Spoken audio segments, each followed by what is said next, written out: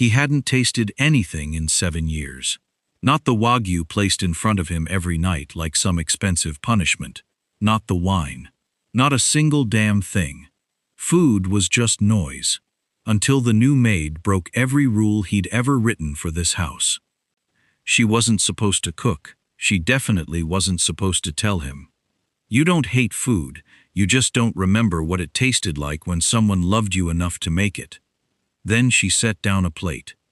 Garlic, olive oil, bread toasted just right. One bite, and the man who'd buried every feeling he ever had, under concrete, under silence, under 20 years of perfect control, stopped breathing. Because it tasted exactly like his mother made it. The same recipe, the same kitchen, the same night she died. That maid, her name was Rosa Bellini, and her father was the chef who disappeared the same week Luca Moretti's mother was murdered. She didn't take this job by accident. But he didn't care about her secrets anymore. Because when someone tries to burn his house down to kill her, the most dangerous man in the city stops worrying about betrayal and starts protecting what's his. You're not just my maid, he told her. You're the only thing I've tasted in 7 years that made me want to live. So ask yourself, when a broken mafia boss finally finds something worth feeling again, what happens when the world tries to take her away? The dining room could seat 14 people, and Luca Moretti ate there alone every night. Before we begin, if you're listening right now, I want to know exactly where you are. Are you cooking dinner? Driving home? Folding laundry? Falling asleep with headphones on? Drop a comment with your name, your city, and what you're doing while Luca and Rosa's story unfolds. I read every single one. Shoutouts to the women who listened to the last story with me. Maria from Ohio, who cleans her kitchen while she listens. Patricia in Texas, who told me she hasn't felt this scene in years. And every one of you who stays through the ending even when the story breaks your heart a little. You're not invisible here. I see you. If this is your first time here, welcome. You're safe inside this fantasy. Subscribe so you don't miss when Rosa's secret is finally revealed, and when Luca decides she's the only thing worth protecting. Now, let's go back to the story. The table stretched before him, dark walnut polished to a mirror shine. Empty chairs lined up like witnesses to a ritual that had long since lost its meaning. Tonight's meal sat centered on fine china in front of him. A fillet of wagyu beef seared to precise perfection. Roasted fingerling potatoes arranged with architectural care. A reduction sauce drizzled in a pattern too deliberate to be accidental. His chef, a man named Bertrand who had trained in Lyon and charged accordingly, prided himself on presentation. Every dish that left his kitchen looked like something photographed for a magazine nobody had time to read. Luca picked up his fork, cut a precise square of beef, brought it to his mouth, chewed, swallowed. Nothing. Not the melting richness a steak like this was supposed to deliver, not the smoky char that should have lingered on his tongue, not even the simple satisfaction of a full stomach. Just texture and temperature. Information his body processed and discarded without comment. He set down his fork. This had been happening for 7 years now, ever since he was 32 and buried his mother in a ceremony attended by 300 people who had all claimed to love her, though none of them, as far as Luca could tell, had actually known her at all. Something had shut off inside him that day, some capacity for pleasure that used to exist, though he could barely remember what it felt like anymore. Wine tasted like noise, music felt like static, and food, once his mother's great gift to the world, the thing she had poured love into every single evening of his childhood, had become nothing more than fuel his body required to keep functioning. Bertrand appeared in the doorway, hovering with the anxious energy of a man who suspected, but couldn't confirm that his employer found no joy in the meals he crafted. "Is everything satisfactory, sir?" "Fine," Luca said, the word automatic, worn smooth from years of identical repetition. "You can clear it." Bertrand's face flickered with disappointment he tried and failed to hide. "You've barely touched it." "I said it's fine, Bertrand." The chef nodded, gathering the plate with the careful precision of a man handling something fragile, though the only thing fragile in the room was the silence Luca had built around himself, brick by careful brick, until it had become the only environment he could stand to occupy. He moved to his study after that, the way he did every night, pouring himself 2 fingers of scotch he wouldn't finish, sitting in the leather chair positioned to overlook the city he had spent his entire adult life controlling. Ports, shipping routes, half the politicians who ran this town, bought and paid for through channels nobody could ever quite trace back to him. He had everything. He felt nothing. His phone buzzed with a message from his second-in-command, some update about a shipment delayed at customs, a problem that would have consumed him with fury a decade ago and now barely registered as an inconvenience worth acknowledging. He typed a brief response, handling the crisis with the same detached efficiency he brought to everything else in his life. Somewhere in the house, he could hear the faint sounds of the staff finishing their evening duties, footsteps in distant hallways, the soft click of doors closing for the night. He had a household of 12 people who worked to keep his existence running smoothly, and he couldn't have named more than half of them if pressed. That wasn't cruelty. It was simply efficiency. Attachments created vulnerabilities, and Luca Moretti had learned, at considerable cost, exactly what vulnerabilities cost men in his position. His mother had been vulnerable once, warm and open, and trusting in ways that had made her the light of every room she entered. It had gotten her killed. Luca finished his scotch in a single swallow that he barely tasted, set the glass down on the side table, and stared out at the city lights scattered below him like a field of dying stars. Tomorrow would look exactly like today. Meetings, negotiations, the careful maintenance of an empire that ran with mechanical precision because he had built it that way, deliberately, to survive, without requiring anything from him that resembled feeling. He climbed the stairs to his bedroom sometime after midnight, passing the closed door of the kitchen, where a new hire, some quiet woman his housekeeper had mentioned in passing, would apparently start her first day tomorrow morning. He hadn't bothered to learn her name. He had no reason to expect she would matter. Rosa Bellini had been working in Luca Moretti's house for exactly 11 days when she found him sitting alone in the dining room, staring at an untouched plate like it had personally wronged him. She wasn't supposed to be in this wing of the house. Her job was cleaning the west corridor and the guest suites, strictly instructed by the head housekeeper to stay clear of anything involving the family quarters or Mr. Moretti's private dining. But she'd taken a wrong turn carrying fresh linens, and now she stood frozen in the hallway, watching through the partially open door as one of the most powerful men in the city sat surrounded by empty chairs, looking utterly, completely alone. The plate in front of him looked like something from a restaurant that charged more for a single entree than Rosa made in a week. Beautifully seared beef, precisely arranged vegetables, a sauce drizzled with the kind of artistic flourish that suggested someone had spent considerable time making sure it looked perfect. He hadn't touched it. Rosa knew that expression. She'd seen it on her own father's face, years ago, in the kitchen of a different powerful man's house. A specific kind of hollow disconnection that had nothing to do with the food itself and everything to do with something broken deep inside the person eating it. She should have kept walking.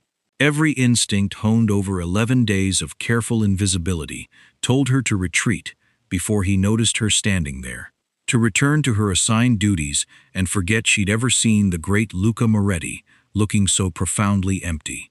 Instead, she found herself walking toward the kitchen. The staff had already cleared out for the night, Bertrand's domain left spotless and silent, every surface gleaming under the recessed lighting.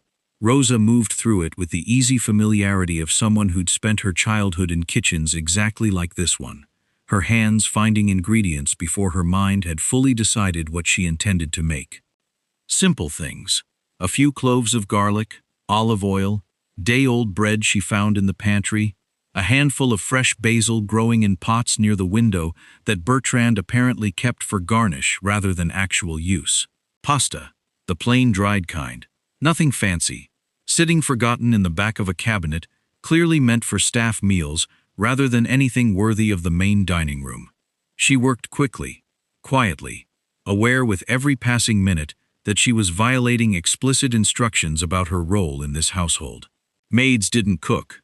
Maids especially didn't cook for the man who owned the house without being asked, without permission, without any reasonable expectation that her efforts would be welcomed rather than treated as an unforgivable overstep. But something about the hollow look on his face had reminded her too much of her father's stories, whispered fragments about a house very much like this one, about a woman who used to fill an entire home with warmth through nothing more than what she cooked, about a boy who had lost that warmth entirely too young. Rosa plated the simple pasta, aglio e olio dressed up with fresh herbs and a scattering of good parmesan, alongside a slice of bread rubbed with garlic and brushed with oil, toasted until the edges turned golden. Nothing that belonged on fine china. Nothing that matched the careful, expensive perfection Bertrand had prepared and left untouched. She carried it to the dining room herself, her heart hammering with something between terror and stubborn determination. Luca looked up when she entered, his expression shifting from blank exhaustion to sharp, immediate displeasure. "Who are you?" "Rosa," she said, setting the plate down beside his untouched dinner before she could lose her nerve. "I clean the West Wing. I'm not supposed to be here." "No," he said, his voice dropping into something dangerously quiet. "You're not." "I know." "Then explain to me," he said, gesturing at the plate she'd just set down, "why there's kitchen staff food sitting on my dining table." "Because you weren't eating the good stuff," Rosa said, some of her nervousness giving way to the blunt practicality that had gotten her through considerably more intimidating situations than one wealthy man's irritation. "Figured you might have better luck with the simple stuff." Luca stared at her, clearly unaccustomed to being addressed with anything resembling casual honesty by household staff. "You're fired." "Probably," Rosa agreed. "But you should eat it before Bertrand comes back and throws it out. Would be a shame to waste good bread." She turned to leave, already resigned to whatever consequences awaited her, when his voice stopped her at the doorway. "Wait!" Rosa turned back. Luca was staring at the plate now, something unreadable crossing his features as he studied the simple pasta, the toasted bread, the humble presentation that couldn't have contrasted more sharply with the elaborate meal sitting untouched beside it. He picked up his fork. Rosa watched, unable to leave now that she'd come this far, holding her breath as he twirled a small portion of pasta and brought it to his mouth. The moment the flavor hit his tongue, something shifted behind his eyes, a flicker of shock so profound it looked almost like pain. He set down his fork very slowly. "Where did you learn to make this?" he said, his voice rougher than before, stripped of its earlier irritation. "My father taught me," Rosa said carefully, watching him with the same careful attention she'd give a dish that might be on the verge of burning. "Why?" Luca didn't answer immediately. He was staring at the plate like it belonged to a memory he'd spent years trying to forget, his hand curled into a fist against the tablecloth, his breathing gone suddenly uneven. "That's impossible," he said quietly, almost to himself. "What is?" He looked up at her then, gray eyes sharp and searching, studying her face like he was trying to place something familiar, buried beneath features he'd never truly looked at before. "That recipe," he said. "That exact recipe. I haven't tasted anything like it in over 20 years. Rosa's pulse spiked, though she kept her expression carefully neutral, revealing nothing of the calculated purpose that had brought her into this house in the first place. "It's just garlic and oil, Mr. Moretti. Pretty basic stuff." "It's not basic," he said, his voice dropping lower, something raw bleeding through the careful control he usually maintained. "My mother used to make this, exactly like this, the same amount of garlic, the same bread." Rosa's breath caught, though she forced herself to hold his gaze, aware that whatever happened in the next few seconds would determine everything that came after. "Small world," she said carefully. Luca's eyes narrowed. sharp suspicion cutting through the emotional disruption she'd just witnessed. "Who exactly are you, Rosa?" The question hung between them, heavy with implications neither of them had fully voiced yet, and Rosa understood, with sudden clarity, that the careful plan she'd built to uncover the truth about her father had just collided head-on with something considerably more complicated than she'd ever anticipated. Luca didn't answer her question immediately. He sat frozen, staring at the plate in front of him, like it had opened a door he'd spent 20 years trying to keep sealed. "Who exactly are you, Rosa?" he repeated, his voice quieter now, though the sharpness hadn't left it. "Just someone who cleans your West Wing and apparently cooks better than your five-star chef," Rosa said, though her heart hammered against her ribs, hard enough that she was certain he could hear it across the table. Luca's eyes stayed fixed on her, searching, calculating in a way that made her skin prickle with awareness. She'd expected suspicion. She hadn't quite prepared herself for the raw vulnerability bleeding through his carefully maintained composure, the way his hand still trembled slightly where it rested against the tablecloth. "My mother," he said slowly, "used to stand at a stove exactly like the one in that kitchen, every single evening, no matter how many staff she employed to do it for her. She said cooking was the only time she felt like herself, instead of performing for whoever happened to be watching." Rosa said nothing, letting the silence stretch, aware that pushing too hard too fast might close a door she desperately needed to keep open. "She made this dish on Sundays," Luca continued, his voice growing rougher, memory pulling him somewhere Rosa suspected he rarely allowed himself to visit. Said it reminded her of growing up poor in a village outside Naples, before my father married her and turned her into something ornamental instead of someone real. "That sounds like a woman worth remembering," Rosa said carefully. "She died 20 years ago." Luca's jaw tightened, the words clipped and final, though something underneath them suggested the wound had never actually closed, merely scarred over badly enough to look healed from a distance. "Murdered in this house. I was 19. Rosa's chest tightened with something that felt uncomfortably close to guilt, though she reminded herself firmly that she'd come here for answers, not to develop feelings for a man whose family had employed her own father under circumstances that had ended in tragedy and disappearance. "I'm sorry," she said, and meant it, even as the calculating part of her mind catalogued every detail he revealed. "Everyone was sorry," Luca said, something bitter creeping into his voice. "Sorry didn't bring her back. Sorry didn't explain why the kitchen staff scattered within a week of her death disappeared entirely, like they'd never existed at all." Rosa's pulse spiked at that, understanding immediately he was talking about her father, though she kept her expression carefully neutral. Years of practice hiding emotion behind polite service, allowing her to mask the sudden tightness in her throat. "That must have been difficult," she said, "losing your mother and her entire staff all at once."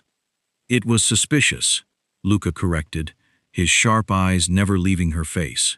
"Convenient, some might say, that the people who worked closest to her simply vanished the moment questions started being asked." "What kind of questions?" Luca's gaze sharpened further, something dangerous flickering behind his controlled expression. "Why does that interest you so much, Rosa? You're a maid who's worked here 11 days. This shouldn't concern you at all." Rosa's mind raced, searching for an answer that would satisfy his suspicion without revealing the truth she'd spent years preparing to uncover. "Curiosity," she said finally. "You looked so alone at that table. I wondered what could make a man with everything look like he'd lost something no amount of money could buy back." Something in Luca's expression shifted, the suspicion softening fractionally, replaced by something more complicated, something that looked almost like surprise at being seen so clearly by someone he'd dismissed as invisible household staff only minutes earlier. "That's a remarkably perceptive observation for a maid," he said. "I contain multitudes," Rosa said dryly, some of her natural humor slipping through despite the tension coiling through the room. "Also, I've been told I overthink things while scrubbing baseboards. Gives the mind too much free time." The corner of Luca's mouth twitched. Not quite a smile, but close enough that Rosa noticed it immediately, cataloging it as the first genuine crack in his controlled facade since she'd walked into this room. "You're unusual," he said. "I've been called worse. I meant it as an observation, not an insult." Luca picked up his fork again, studying the pasta with renewed attention, though his eyes flicked back to her every few seconds like he couldn't quite stop assessing her, searching for something he hadn't yet identified. "This tastes exactly like her recipe, down to the ratio of garlic to oil, the way the bread is toasted specifically to that particular shade of gold. Recipes get passed around kitchens," Rosa said carefully, "especially simple ones. Garlic and oil pasta isn't exactly a state secret." "Perhaps not," Luca said, though his tone suggested he wasn't entirely convinced. "But the coincidence troubles me." "I could go make you something else," Rosa offered, desperate to redirect his suspicion away from questions she wasn't prepared to answer honestly. "Something less troubling." "No," Luca said quickly, surprising them both with the force behind the word. He cleared his throat, some of his careful control returning. "I mean, that won't be necessary. This is fine."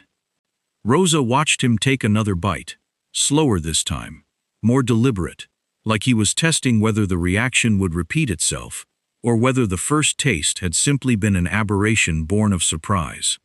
It wasn't an aberration. She watched his shoulders relax fractionally, watched something in his expression soften into an approximation of peace she suspected hadn't visited this dining room in a very long time.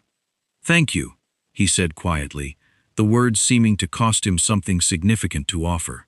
"For this. Whatever prompted you to ignore explicit instructions about your role in this household, I find myself grateful rather than angry." "Does that mean I'm not fired?"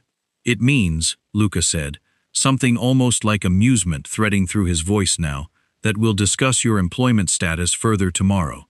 Tonight, I'd simply like to finish this meal in peace." Rosa took the dismissal for what it was, though as she walked back toward the kitchen, her mind raced through everything he'd revealed, every piece of information that confirmed what she'd suspected before ever accepting this position. Her father hadn't simply quit his job in this house 20 years ago. He disappeared the same week Luca's mother was murdered, along with every other member of the kitchen staff who might have witnessed whatever had actually happened that night. And now she'd just watched the son of that murdered woman taste a recipe that could only have come from someone intimately familiar with his mother's private kitchen habits, someone who had learned it directly from the source rather than picking it up through casual staff gossip. She needed to be more careful. Luca Moretti was sharper than she'd anticipated, and if he connected the dots too quickly, everything she'd worked toward for the past 3 years would collapse before she uncovered the truth she'd sacrificed so much to find. Luca summoned her to his study the following evening, a formal request delivered through the head housekeeper that set Rosa's nerves on edge for the entire day leading up to it. She knocked at precisely 8, as instructed, and found him standing near the window overlooking the city, a glass of scotch in hand that, she noted, appeared untouched. "You wanted to see me," she said. "Sit down."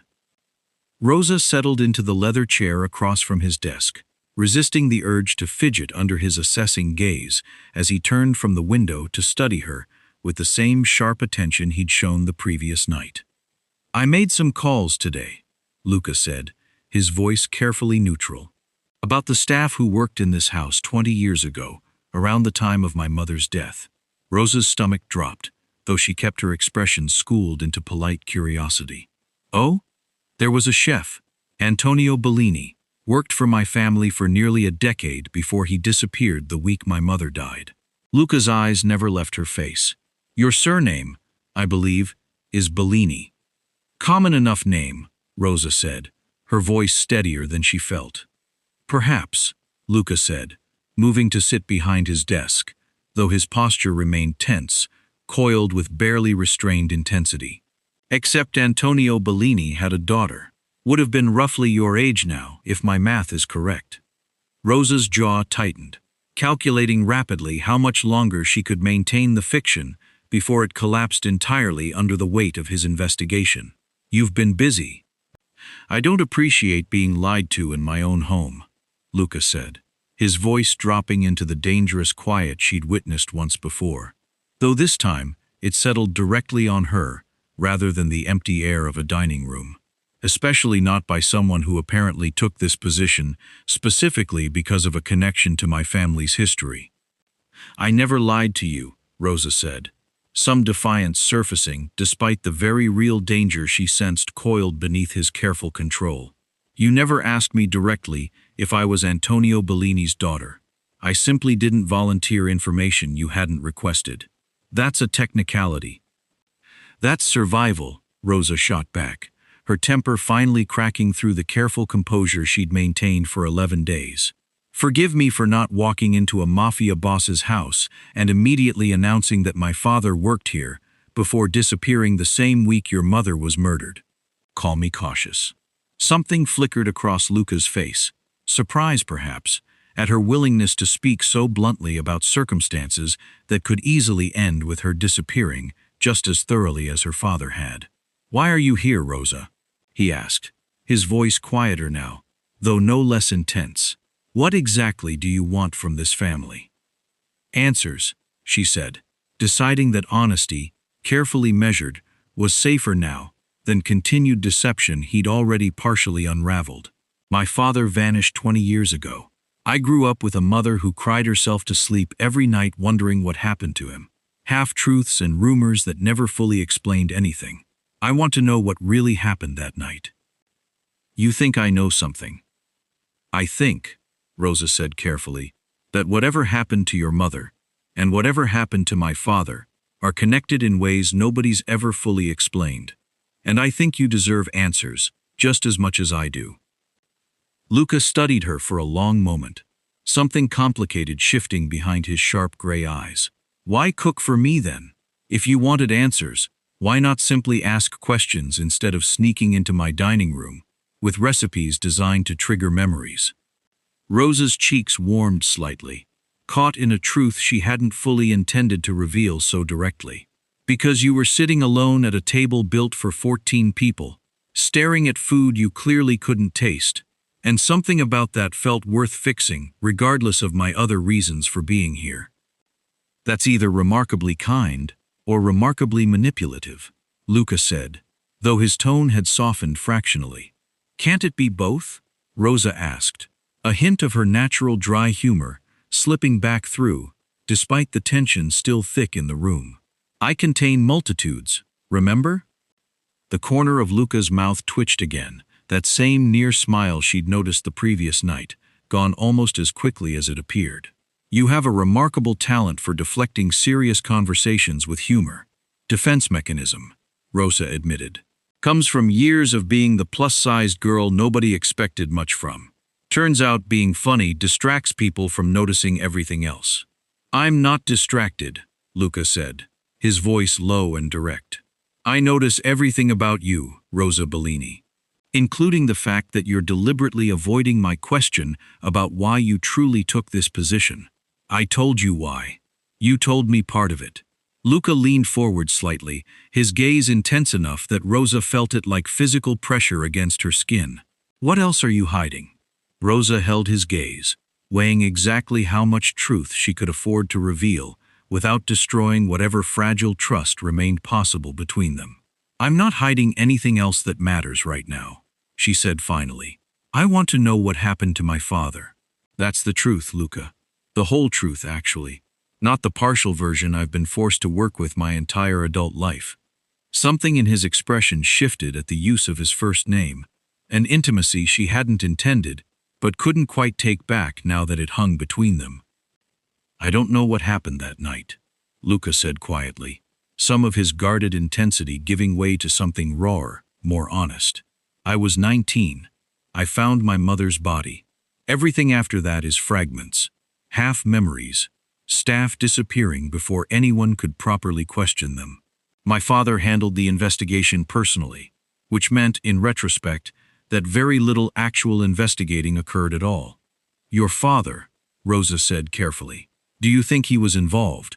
Luca's jaw tightened, something dark passing behind his eyes. "I think," he said slowly, "that my father was capable of considerably worse things than most people ever imagined. And I think the timing of that investigation's convenient failures has troubled me for 20 years, without me ever having the courage to properly examine it." The admission hung between them, heavier than anything either of them had said since this conversation began, and Rosa recognized, with sudden clarity, that she'd just witnessed something rare and unguarded from a man who apparently allowed almost no one close enough to see it. "Then maybe," she said softly, "we should examine it together."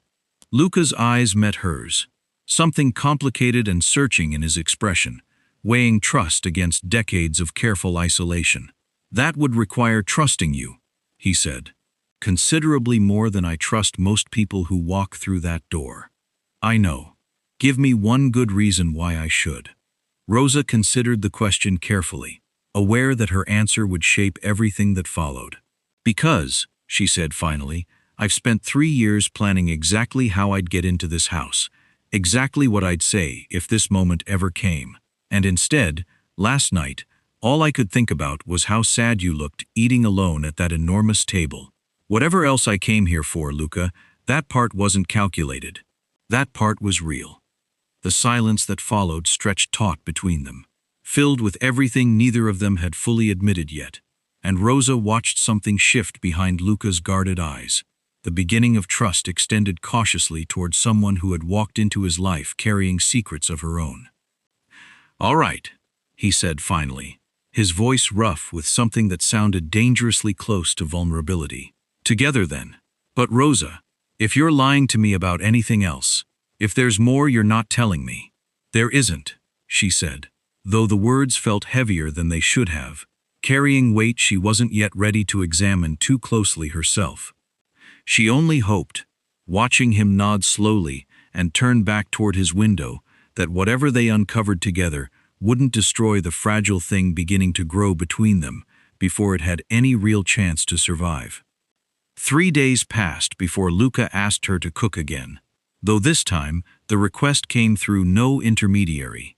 He found her in the kitchen after the staff had cleared out for the evening, standing in the doorway with the same guarded intensity she was beginning to recognize as his default expression. "Bertrand has the night off," he said, though they both understood this was merely the excuse rather than the actual reason. "I find myself curious what else you might remember from my mother's kitchen." Rosa set down the knife she'd been using to prep vegetables for tomorrow's staff meals, studying him carefully. "You want me to cook for you again?" "I want to understand," Luca said, moving further into the kitchen, his presence filling the space in a way that made her acutely aware of how close he stood. "How much do you actually know, Rosa? About what happened to your father, about my mother's kitchen, about all of it?" Rosa exhaled slowly, understanding that the careful boundaries she'd maintained for 3 days were about to collapse entirely. "More than I've told you," she admitted. "Sit down. This is going to take a while." Luca settled onto one of the kitchen stools, an unusual choice for a man who typically commanded rooms from positions of obvious authority, and Rosa recognized it as a small gesture of trust, meeting her on equal footing rather than towering over her from behind an imposing desk. "My father worked here for 9 years before your mother died," she began, choosing her words carefully. "He started as a line cook and worked his way up to head chef by the time I was 5. I barely remember living in this city at all. We left the week after your mother's murder and never came back." "Where did you go?" "Chicago, initially, then eventually settled in a small town outside Milwaukee, somewhere my father apparently believed nobody would think to look for us." Rosa leaned against the counter, memories she'd carried carefully for years finally spilling out after so long contained.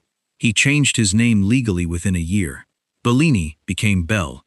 He never spoke about his time working here, not once, not even when I asked directly." "Then how do you know about the recipes?" "Because my mother told me stories," Rosa said, something bittersweet coloring her voice. "About a beautiful, kind woman she'd never met, but whom my father described constantly in the years before he stopped talking about the past entirely. Elena, he called her, said she treated the kitchen staff like family instead of servants, said she'd sneak down some evenings just to cook alongside him because she missed the simplicity of her childhood. Luca's expression shifted at the sound of his mother's name, something raw flickering across his controlled features. Elena Moretti. Yes, that was her. My father taught me her recipes when I was young enough that I don't fully remember learning them, Rosa continued. Said they were the only good thing he'd carried away from those years. I never understood why he seemed so haunted whenever he made them, why my mother would sometimes find him crying quietly in the kitchen at odd hours, refusing to explain what was wrong. What happened to him? Luca asked, his voice quieter now, stripped of its earlier suspicion. Your father, is he still alive? Rosa's throat tightened. He died 4 years ago. Liver failure, though I've always suspected the drinking that caused it was really about something else entirely, something he never found the courage to face sober. I'm sorry, Luca said. And this time Rosa heard genuine sympathy rather than social obligation in the words. Before he died, she continued, forcing herself through the hardest part of this confession, he finally told me pieces of what happened that night. Not everything. He said knowing everything would put me in danger, said some secrets were better left buried with him, but he told me enough. Luca went very still. Tell me. He said your father discovered something, Rosa said carefully. Something involving your mother. Something that made him furious in a way my father had never witnessed before, not in 9 years of working in this house. He said there was screaming that night, terrible screaming, and then silence. And then your father emerged from the study covered in blood, ordering the entire kitchen staff to leave the premises immediately and never speak of anything they might have seen or heard. Luca's hands curled into fists against the counter, his jaw working silently as he processed information that confirmed suspicions he'd apparently carried for 2 decades without concrete proof. He killed her, Luca said finally, his voice flat with the particular calm that comes only after devastating certainty replaces years of desperate hope otherwise. My father murdered my mother. I believe so, Rosa said gently, though my father was never explicit about witnessing the act itself, only the aftermath. He said your father paid every member of the staff generously to disappear and forget, threatened worse consequences if anyone spoke a word to authorities. And that's why you took this job, Luca said, understanding dawning across his features. Not to seduce me. Not even primarily to work here. You came for confirmation, for evidence that might explain what happened to your father, what happened to my mother, what really occurred in this house 20 years ago. Yes, Rosa said, refusing to soften the admission now that they'd come this far. I planned this for 3 years, Luca. Researched everything I could about your family. Waited until a position opened in this household. Prepared myself to gather whatever information might finally give me answers. My father died still refusing to fully share. Luca studied her for a long moment, something complicated warring behind his sharp gray eyes. You used my mother's recipe deliberately, he said slowly. That first night, you knew it would trigger something in me. I hoped it might, Rosa admitted. I didn't expect the reaction to be quite so immediate or so raw. Watching you taste that pasta and see 20 years of buried grief surface all at once, that wasn't something I calculated for. That broke my heart a little, if I'm being honest. Yet you continued the deception anyway. I continued trying to find truth, Rosa corrected, though guilt colored her voice now, undeniable and heavy. I never lied about caring what happened to you, Luca. I never lied about wanting to help you eat again, to feel something beyond the numbness you'd clearly been carrying. Those things were real, even while I withheld the full context of why I was here. That's a fine distinction, Luca said, though his voice lacked the anger she'd expected, replaced instead by something exhausted and raw. I know, Rosa said quietly, and I understand if you can't forgive it, but I'm telling you everything now, Luca. No more half-truths. My father's dead. My mother passed 2 years after him from grief she never fully recovered from. And I'm the only person left who might actually want the same answers you've apparently been avoiding for 20 years. The kitchen fell silent, filled only with the hum of the refrigerator and the weight of everything Rosa had just confessed. Watching Luca process information that had just confirmed his father's monstrous nature while simultaneously connecting him to a woman whose entire presence in his life had been built on calculated deception, however well-intentioned. "I need time," Luca said finally, standing abruptly from the stool, "to process this. All of it." "That's fair," Rosa said, though something in her chest ached, watching him retreat toward the door, taking with him whatever fragile trust had been building between them over the past few days. He paused in the doorway, not quite looking back at her. "For what it's worth," he said quietly, "the part where you said watching my reaction broke your heart a little. I believe that part was real." Then he was gone, leaving Rosa alone in the kitchen with nothing but scattered vegetables and the terrible uncertainty of not knowing whether she'd just destroyed the only real connection she'd built in this house, or whether honesty, however delayed, might somehow salvage what remained. Luca didn't summon her again for 4 days. Rosa continued her regular duties, cleaning the West Wing with mechanical precision while her mind circled endlessly around their last conversation, wondering whether she'd irreparably damaged whatever tentative connection had been forming between them. She found him on the 5th evening in the small library adjacent to his study, a room she'd never been permitted to enter, sitting alone with an old photograph album spread across his lap. "The housekeeper said you wanted to see me," Rosa said from the doorway, uncertain whether she should enter without explicit invitation. "Come in," Luca said, not looking up immediately. "Close the door." Rosa did as instructed, settling into the chair across from him, watching him study photographs with an expression of profound concentration. "This is her," he said finally, turning the album toward her. "My mother." Rosa leaned forward, studying the photograph of a beautiful woman with dark hair and warm eyes, standing in what was unmistakably the same kitchen where Rosa had prepared meals over the past week, flour dusted across her apron, laughing at something outside the frame. "She's beautiful," Rosa said softly. "She was," Luca agreed, something raw threading through his voice. "I've spent 4 days looking through every photograph I have of her, trying to remember what her laugh actually sounded like, whether I truly remember it, or whether I've simply constructed a version that feels comfortable rather than accurate." "What did you conclude?" "That I've forgotten too much," Luca said, closing the album with careful, deliberate movements.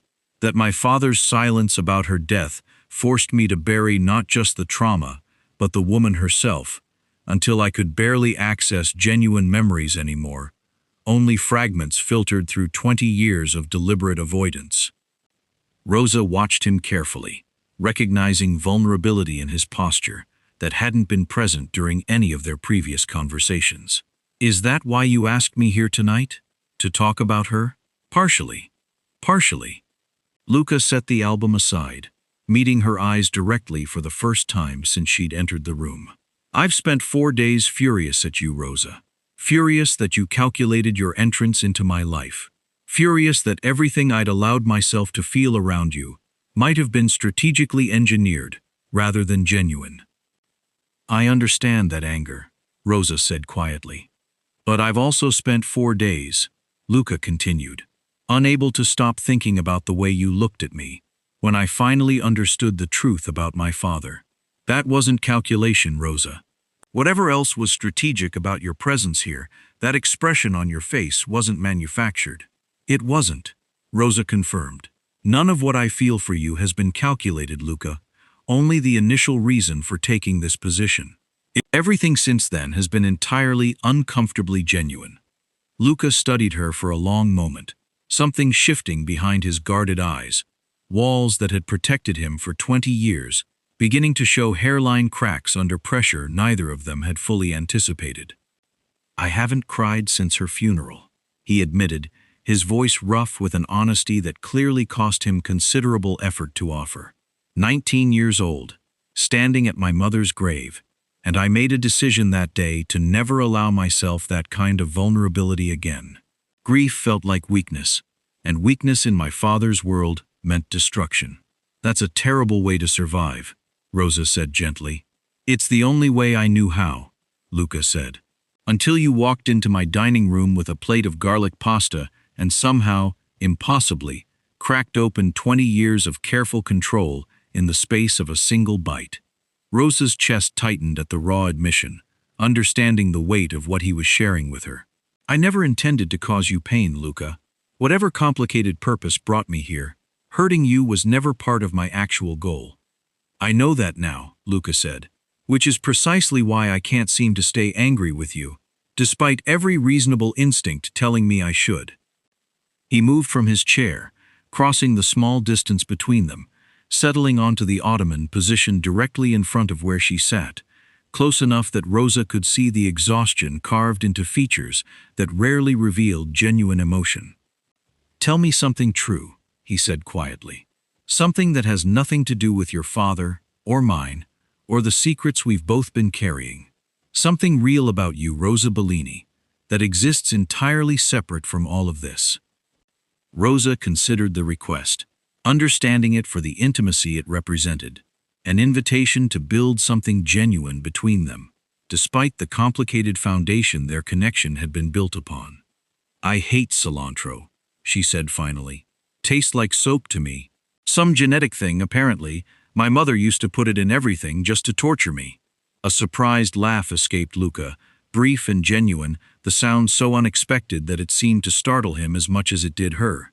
That's what you choose to share? Your opinion on cilantro? You asked for something real, Rosa said, a smile tugging at her mouth despite the heaviness that had characterized their conversation until this moment. That's about as real as it gets. I contain multitudes, remember? Apparently one of those multitudes is an irrational hatred of a perfectly innocent herb. Luca's expression softened further, something warm finally breaking through the exhaustion and grief that had dominated his features since she'd entered the room. Thank you, he said, for that, for reminding me that not everything between us has to be weighted down by tragedy. We're allowed both, Rosa said softly, the heavy truth and the ridiculous cilantro opinions. I think that's actually how most real connections work. Luca reached out, his hand covering hers where it rested on the arm of the chair, the touch tentative but deliberate, an offering rather than a demand. I don't know how this ends, he said quietly. The investigation into my father, whatever justice might still be possible after 20 years, what happens between us once all of this surfaces publicly. But I find myself wanting to discover those answers with you, rather than alone, despite every reason I probably have to keep you at arm's length. I want that too, Rosa said, turning her hand beneath his to lace their fingers together, the gesture simple, but weighted with everything neither of them had fully articulated yet.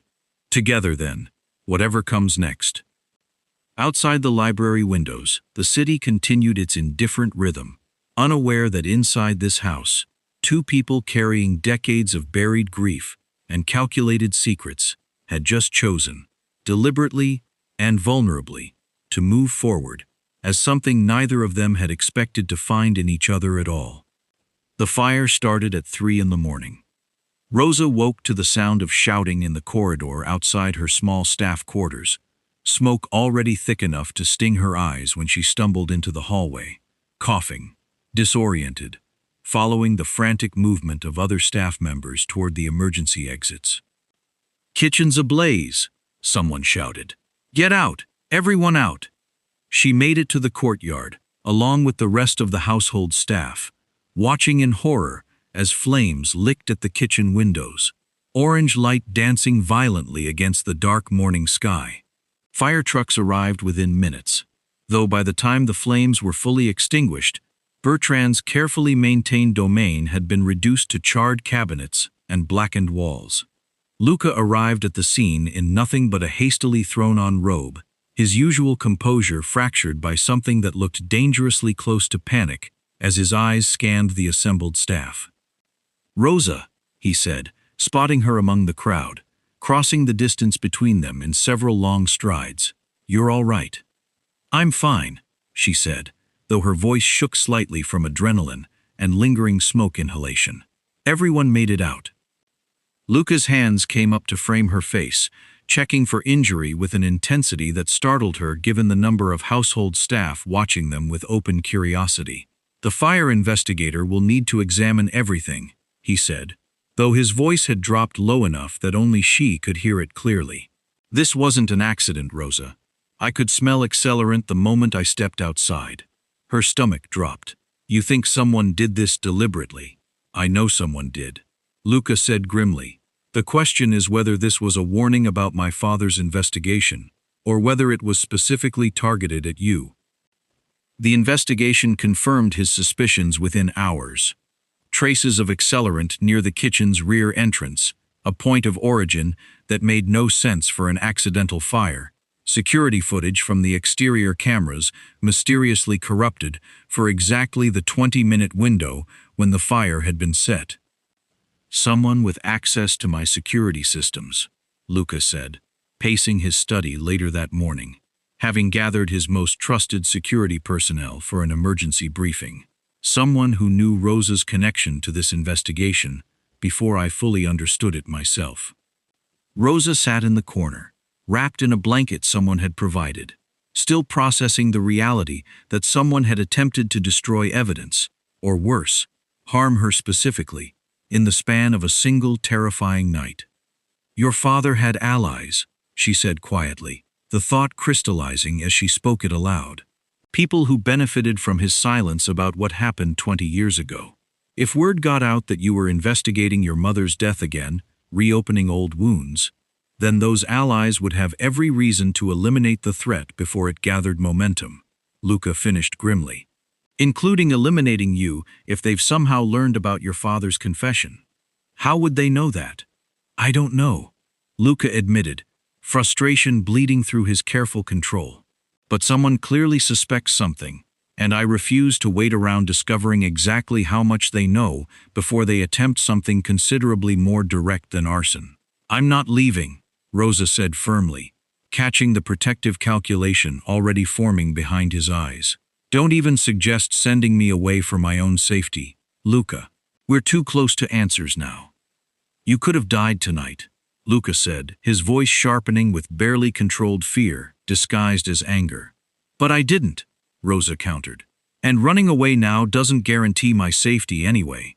Not if someone's already identified me as a threat worth eliminating. At least here, surrounded by whatever security you can provide, I have a fighting chance. Luca studied her for a long moment, something warring behind his sharp gray eyes between the instinct to protect her by any means necessary and grudging respect for her refusal to be treated as helpless. Fine, he said finally, though the word came out rough with reluctance. But you don't leave this house without security accompanying you, not for any reason. And we accelerate the investigation, Rosa. I want answers before whoever did this attempts something considerably more dangerous than burning down a kitchen. His head of security, a weathered man named Salvatore, who had served the Moretti family for over 2 decades, cleared his throat carefully. Sir, if I may, there's someone who might know more about the events of 20 years ago. Someone who worked closely with your father during that period. Who? Your father's former lawyer, Giancarlo Ferrara. He handled the settlement payments to the kitchen staff who disappeared after Elena's death. If anyone documented what really happened, it would be him. Luca's expression sharpened with renewed purpose. Arrange a meeting. Today, if possible. He's retired, sir. Lives quietly outside the city. Might take some convincing to discuss matters he's clearly kept buried for 2 decades. Then will be very convincing, Luca said, his voice carrying the particular danger Rosa had witnessed only glimpses of until now. The ruthless authority that had built and maintained his empire, despite the emotional numbness he carried privately. He turned to Rosa, something protective and fierce settling into his expression. You're coming with me, he said. I want you there when we speak with him. Your perspective, your father's fragmented account, might help us recognize when Ferrara is lying versus telling partial truths. You trust my judgment that much? I trust very little in this world, Luca said quietly, moving closer until barely any distance remained between them. But somehow, despite everything, I trust you. Completely. The admission hung between them, weighted with implications neither of them had fully explored yet, before Salvatore's careful clearing of his throat reminded them both of their audience. "I'll arrange transportation for this afternoon," Salvatore said, though his eyes lingered on the two of them with unmistakable curiosity before he excused himself from the room. Once alone, Luca reached for Rosa's hand, lacing their fingers together with the same deliberate intimacy he'd shown in the library days earlier. "Whatever we discover today," he said, "whatever danger continues escalating around us, I need you to understand something clearly." "What's that?" "You're not just someone who works in my household anymore," Luca said, his voice rough with an intensity that made her breath catch. "You haven't been for days now. If we're being entirely honest with each other." Rosa's heart hammered against her ribs, understanding the weight of what he was offering, even as danger continued closing in around them both. "Then what am I?" she asked softly. Luca's answer would have to wait, however, as Salvatore returned to inform them the car was ready, and whatever declaration had been building between them settled instead into unspoken tension that would demand resolution soon, one way or another.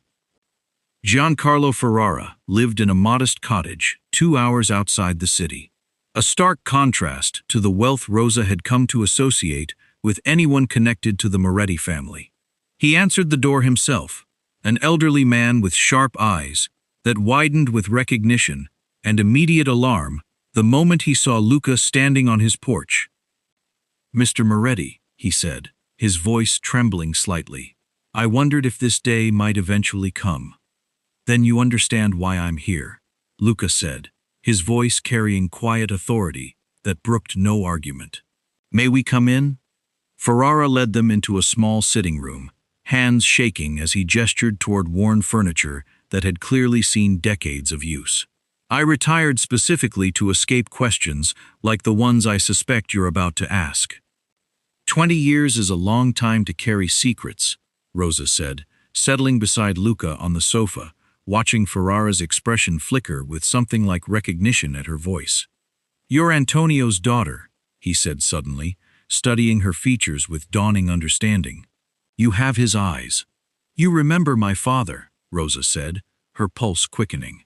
"I remember paying him a considerable sum of money to disappear and never speak of what he witnessed," Ferrara said, guilt bleeding through his careful composure.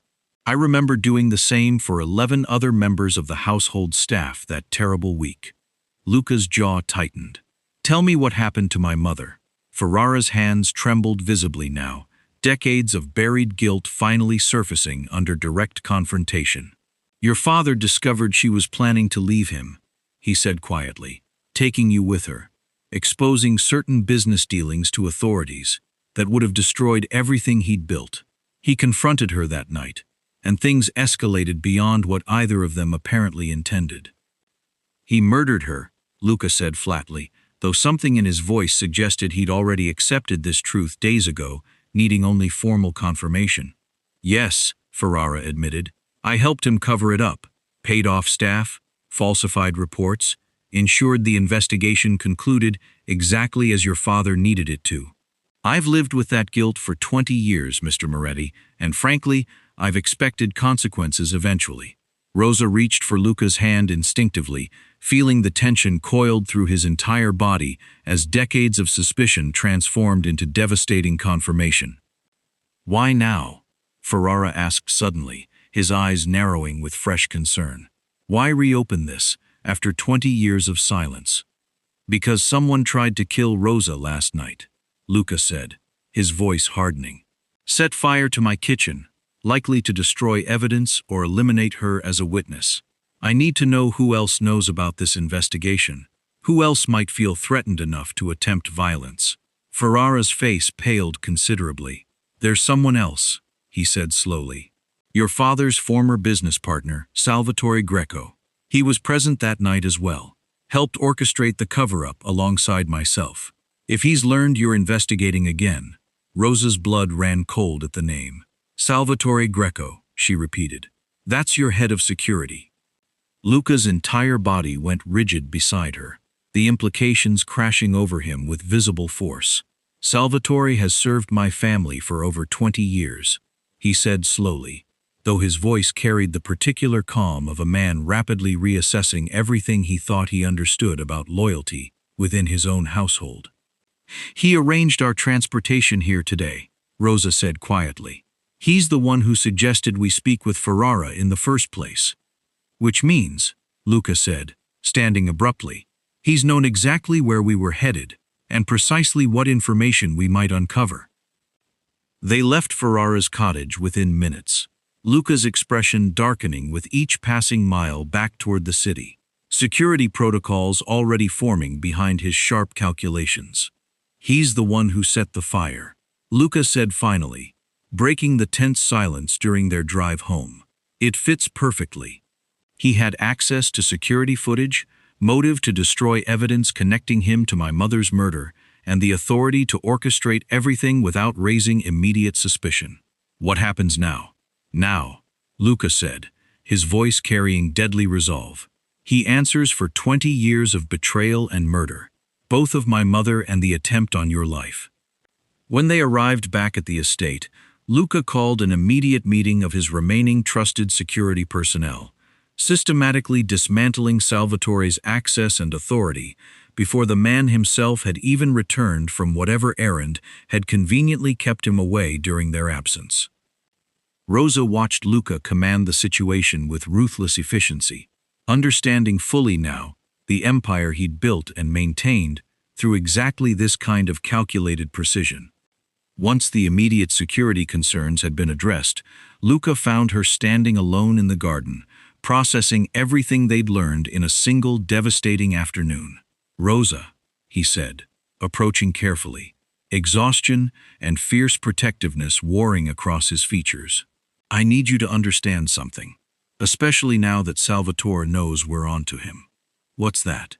You're not just my maid, he said, his voice rough with an intensity that made her breath catch entirely. You haven't been for weeks now, though I've been too guarded to say it properly. You're not staff I'm protecting out of obligation or convenience. You're someone I've come to care for more deeply than I believed myself capable of feeling for anyone. Rosa's heart hammered against her ribs, understanding the weight of vulnerability behind his admission. Luca, whatever happens next, he continued, closing the distance between them until barely any space remained.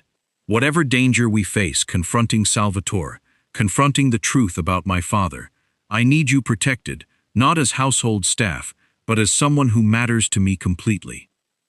He reached up, cupping her face with careful reverence, and Rosa leaned into his touch, months of calculated purpose finally giving way entirely to something genuine and terrifying in its intensity.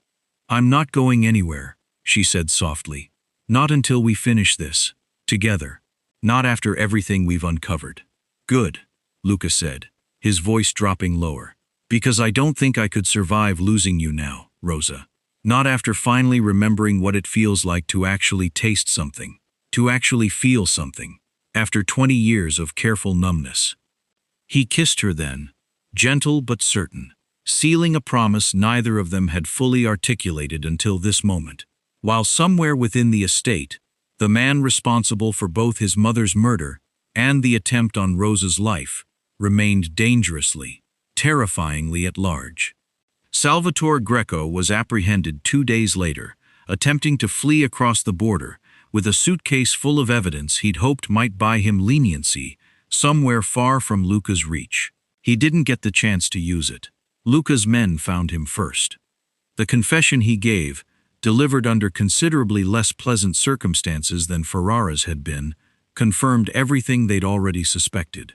He'd helped orchestrate Elena Moretti's murder cover-up, had grown wealthy off decades of blackmail leverage he held over Luca's father, and had panicked the moment he realized Rosa's presence in the household represented a direct threat to secrets he'd buried for 20 years. It's finished, Luca told her that evening, finding her in the rebuilt kitchen, still smelling faintly of fresh paint and new cabinetry that had replaced everything the fire had destroyed. Salvatore's been dealt with. The truth about my father is being handled through channels that will ensure justice, even if it comes 20 years too late." "How do you feel?"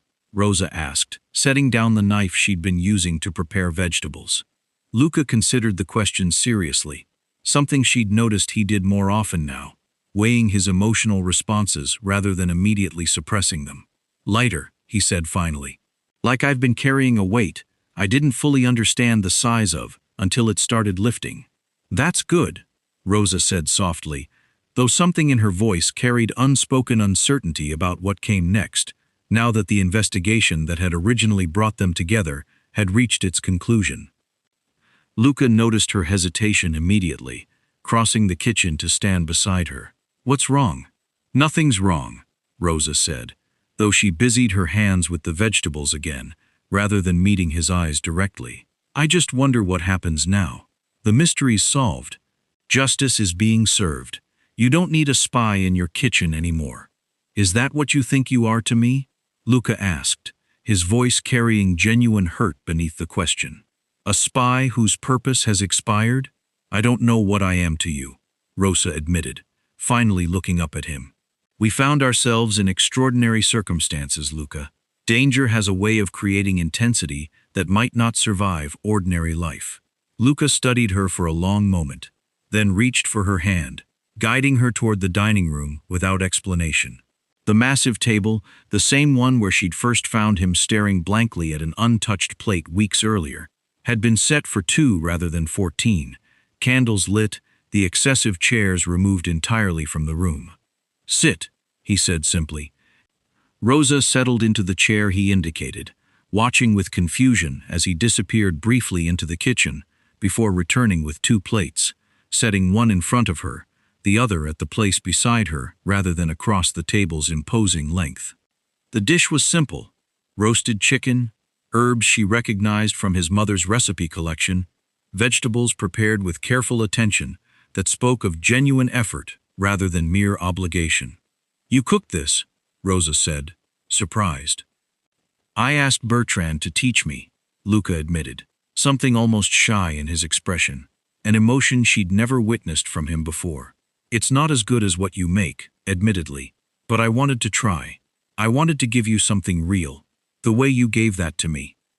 Rosa's throat tightened with unexpected emotion. "Luca, eat," he said gently, settling into the chair beside her, rather than at the head of the table where he'd sat every meal for years in careful, deliberate isolation. "Please." She lifted her fork, tasting the chicken, finding it simple but genuinely good, seasoned with obvious care despite whatever technical imperfections existed in the preparation. "It's wonderful," she said honestly.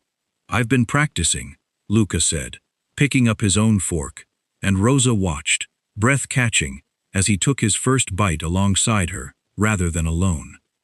His expression shifted, something warm and present crossing his features as he chewed slowly, actually tasting rather than merely processing texture and temperature the way he'd described his relationship with food for the past 7 years. "This is different," he said quietly, looking almost surprised by his own reaction. "I can taste it, Rosa. All of it. The herbs, the seasoning, even the imperfections where I probably added too much salt." "That's because you're not eating alone anymore," Rosa said softly, "and because you're finally allowing yourself to actually feel something instead of performing the motion of eating while staying carefully disconnected from the experience." Luca reached for her hand across the small distance between their chairs, his fingers lacing with hers, the position intimate in a way that felt entirely different from anything they'd shared during the danger and urgency of the past weeks. "I don't want you to leave," he said, his voice raw with honesty. "Not now that the investigation's finished. Not ever, if I'm being completely truthful about what I want. I've spent 20 years building walls specifically designed to prevent anyone from getting close enough to matter this much. And somehow, despite every precaution, you walked straight through them anyway." "I wasn't trying to fall in love with you," Rosa admitted, the words slipping free before she'd fully decided to voice them. "That was never part of my calculated plan. But you did anyway. Luca said, something hopeful threading through his careful control. Completely and terrifyingly, Rosa confirmed, a soft laugh escaping, despite the weight of the admission. Which is considerably more complicated than uncovering the truth about my father ever was. Luca brought her hand to his lips, pressing a gentle kiss against her knuckles, the gesture carrying more genuine emotion than any elaborate declaration might have managed. Then stay, he said simply, not as staff, not as an investigator seeking justice for your father. Stay as someone I intend to spend considerable time proving myself worthy of, if you'll allow it. Rosa looked at him, at the man who had rediscovered his capacity to taste and feel and hope through nothing more complicated than her willingness to disobey his rules and cook him something real, and felt something settle deep in her chest that had nothing to do with calculated plans or buried grief. I'll stay, she said softly, for considerably more than the food, though I'll admit, that's part of the appeal. Luca's answering smile, genuine and unguarded, transformed his entire face into something Rosa suspected very few people had ever been privileged enough to witness. 3 months later, Rosa stood beside Luca at a gathering of his organization's most powerful figures, wearing a deep emerald dress that fit her curves with confident elegance, rather than the oversized aprons she'd once used to disappear into the background of household staff. The transformation hadn't been merely physical, though Luca had insisted on considerably better wages once she'd formally accepted a position that had nothing to do with cleaning or cooking, though she still prepared meals for him personally most evenings, treasuring the ritual as something sacred between them rather than obligatory. She now oversaw the household's operations entirely, managed his personal schedule with an efficiency that rivaled any executive assistant, and had become, in the eyes of everyone who mattered within Luca's world, someone whose opinion carried genuine weight. You're staring, Luca murmured, appearing beside her with 2 glasses of wine, his eyes warm with an affection he'd stopped bothering to hide from his associates months ago. I'm allowed to stare at my own reflection occasionally, Rosa said dryly, though she accepted the wine gratefully. Still getting used to seeing myself in rooms like this instead of scrubbing baseboards in the West Wing. You belong in rooms like this, Luca said firmly. You always did. It simply took circumstances forcing us together for me to actually notice. Marco Antonelli, one of Luca's most influential associates, approached with the kind of deference Rosa had grown accustomed to receiving since her position in Luca's life had become publicly established. Ms. Bellini, he said, I understand you've been instrumental in restructuring several of the family's charitable initiatives. Impressive work.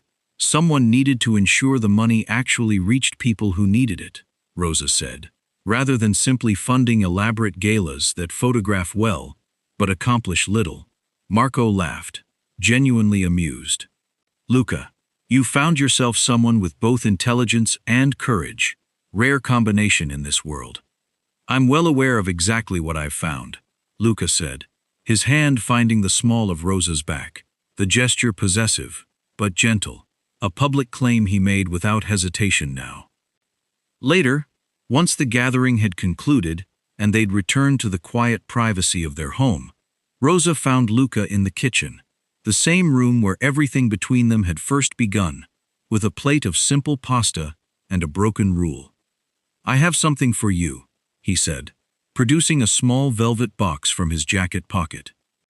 Rosa's breath caught as he opened it, revealing a ring that caught the kitchen's warm lighting. Elegant but understated. Exactly the kind of thing she might have chosen for herself, rather than something ostentatious meant to broadcast wealth. Luca. I know it soon, he said, though his voice carried absolute certainty rather than uncertainty. 3 months isn't very long by conventional standards, but I spent 20 years surviving rather than living. Rosa, numb to everything that might have made existence meaningful, you changed that. Completely, irrevocably. I don't intend to waste any more time being cautious about something I'm entirely certain of. What about your father's legacy? Rosa asked softly. The organization, The danger that still surrounds your life? I'm restructuring everything, Luca said. Moving toward legitimate business ventures, distancing myself from the darker elements my father built his empire around. It won't happen overnight, but it's happening. I want to build something worth having, Rosa. Something worth passing down, that doesn't carry the same poison that destroyed my mother and nearly cost you your life. Rosa studied him, this man who had rediscovered his capacity for genuine feeling through nothing more complicated than her refusal to let him disappear into isolated numbness, and felt certainty settle deep in her chest. Yes, she said simply. Luca's face broke into the kind of smile she'd only witnessed a handful of times since they'd met, unguarded and completely genuine, as he slid the ring onto her finger with hands that trembled slightly despite his usual careful control. I love you, he said, the words carrying weight he'd clearly never expected to offer anyone again, after his mother's death had taught him that love inevitably led to devastating loss. Completely and without reservation, Rosa Bellini. I love you too, she said softly, even though you started this entire relationship by nearly firing me for insubordination. Best mistake I never made, Luca said, laughing genuinely. The sound still relatively new, but increasingly natural coming from him. Imagine if I'd actually followed through on that threat. You'd still be eating alone at a table built for 14 people, Rosa said, tasting absolutely nothing. Instead, Luca said, pulling her close, I'm here, with you, finally understanding what it means to taste everything again. The food, the wine, even the complicated bitterness of finally confronting my father's crimes. All of it feels real now, because you're here, experiencing it alongside me. Outside their window, the city continued its endless rhythm, unaware that within this house, a man who had spent 20 years emotionally starved had finally found nourishment in something far more significant than any meal could provide, and a woman who had once believed herself invisible had claimed a place in the world that made her impossible to overlook ever again.